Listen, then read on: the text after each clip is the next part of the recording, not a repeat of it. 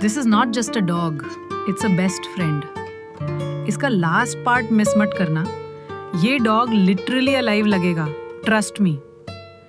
Dogs human emotions को हमसे ज्यादा अच्छे से समझ सकते हैं, इसलिए मैंने सबसे पहले आईज पे फोकस किया। उस कनेक्शन को कैप्चर करने के लिए सॉफ्ट फर, वार्म टोन्स, हर एक डिटेल लॉयल्टी की एक स्टोरी बताती है। और ये रहा सिर्फ एक पेंटिंग नहीं, कुछ ज्यादा ही स्पेशल। फॉलो करो फॉर मोर।